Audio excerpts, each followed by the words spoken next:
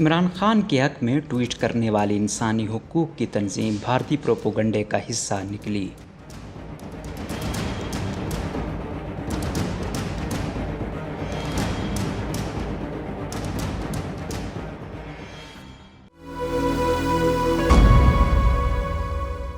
عمران خان اور پاکستان تحریک انصاف کے حق میں ٹویٹس کرنے والا اکاؤنٹ جو خود ساختہ انسانی حقوق کی کوئی عالمی تنظیم ہے، بھارتی پروپیگنڈے کا حصہ نکل آیا۔ پی ٹی آئی رہنما شہباز گل کی گرفتاری اور عمران خان کے نفرت انگیز بیانات پر ان کے خلاف کارروائی کا فیصلہ ہوا تو international human rights foundation IHRF نامی ایک ادارے نے ان کے حق میں ٹویٹس کی ہیں۔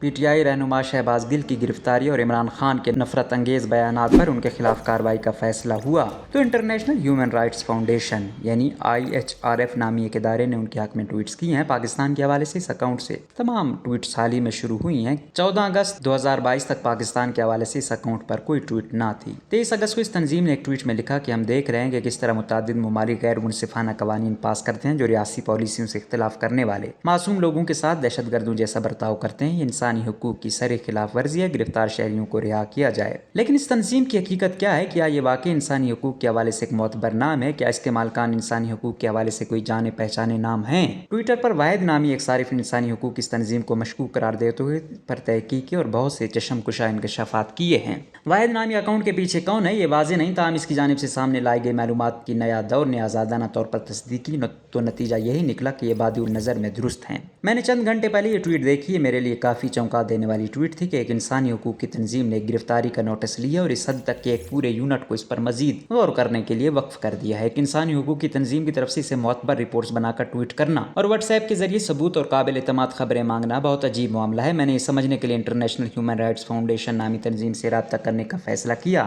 کہ انہیں کون سے معتبر خبر موصول ہوئی ہے۔ ایک سماجی کارکن ہونے کے ناطے میری ذمہ داری ہے۔ معلوم یہ ہوا کہ یہ ایک ہندوستانی تنظیم ہے، تاہم کوئی غلطی نہیں ہونی چاہیے، لہٰذا میں نے مزید گہرائی میں اس کے بارے میں جانچنا شروع کیا۔ سائٹ کے مطابق ہم نے اپنا سفر 2004 میں شروع کیا۔ ویب سائٹ پر سرٹیفکیٹ کے صفحات کہتے ہیں کہ 29 اپریل 2013 کو اسپین میں رجسٹرڈ ہوئی، تاہم اسپین میں رجسٹرڈ NGOs کی مکمل فہرست میں اس تنظیم کا نام کہیں موجود نہیں تھا۔ اس چیز نے واقعی مجھے پریشان کر دیا کہ 100 سے زیادہ انڈین نیوز سائٹس نے انٹرنیشنل ہیومن رائٹس فاؤنڈیشن کو اپنے سورس کے طور پر کیسے نقل کر لیا۔ بعد ازاں اس بات کا انکشاف ہوا کہ یہ تنظیم یونیورسٹی کی سوسائٹی کونسل میں سول سوسائٹی کی نمائندگی کرتی ہے اور ساتھ ہی اس کی قائم مقام صدارت پر بھی فائز ہے۔ بہت تحقیق کرنے کے بعد مجھے احساس ہوا کہ IHRF اور IFHR یہ صرف حروف الگ ہیں لیکن تنظیم کم از کم حقیقی ہے۔ میں نے 15 منٹ تک IFHRFIDH تلاش کیا جس میں international federation for human rights کی نشاندہی سے پتہ چلا کہ یہ واقعی کوئی تنظیم ہے جس نے آخری بار 26 اگست 2020 کو PTI دور میں ان کے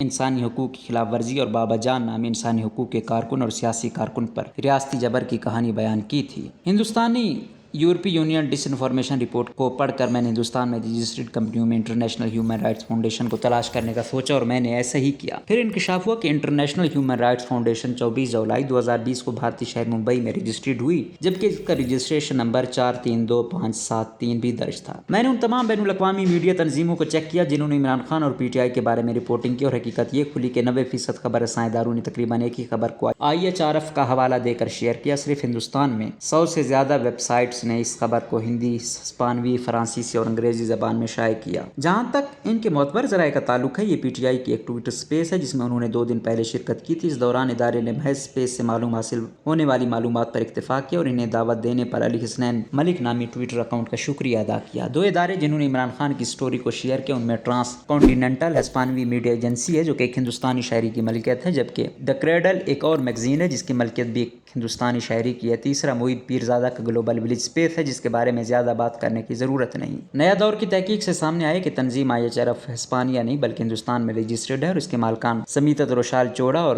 تروشال ہریش چوڑا نامی 2 ہندوستانی شہری ہیں۔ اس ادارے کی ویب سائٹ کا آدھا پیج بمشکل لوڈ ہو جاتا ہے لیکن اس میں دیے گئے ایڈریس پر اس تنظیم کا وجود ثابت نہیں ہو سکا۔ اس کا واحد پتہ جو دنیا کے کسی بھی کونے میں ثابت ہے وہ ممبئی شہر کے اور اس کے صرف 2 ڈائریکٹر بھارتی شہری ہیں۔ لیکن حیرت انگیز طور پر یہ دونوں نام لنکڈ ان، ٹویٹر، فیس بک، انسٹاگرام پر سرچ کرنے پر کہیں سامنے نہیں آتے، جبکہ गूगल करने पर यही वेबसाइट सामने आ जाती है जिसका ना आगे का पता है ना पीछे का। इस अकाउंट से 3 ट्वीट्स जिनमें लोकेशन वाज़ेह तौर पर देखी जा सकती है भारत के 2 शहरों बेंगलोर और नई दिल्ली से की गई हैं। यहाँ ये अमर दिलचस्पी से खाली नहीं कि इस तंजीम की वो ट्वीट जिस पर तहरीक इंसाफ के हामी बगलें बजाते फिर रहे हैं और जिसकी वजह से अकाउंट इस कदर मशहूर हुआ कि इसका पोल ही खुल गया, वो सहाफ़ी जमा शुनेजो को की गई एक ट्वीट थी जिसमें तंजीम ने उनको तंज़िया अंदाज में जवाब दिया कि शुक्रिया मोहतरमा, हम आपकी नीयत से अच्छी तरह वाकिफ़ हैं, यही वो गलती थी जिसने इस तंजीम का पोल खोला। इंसानी हुकूक की तंजीमें यूं भोंडे अंदाज में तंजिया ट्वीट्स वाक़तन जिन्हें बेईमान समझती हैं उनको भी नहीं देती। ये तो शमा जुनेजो हैं जो कि एक मारूफ सहाफ़ी, अफसोस के प्रोपोगंडे में भी कच्चे निकले।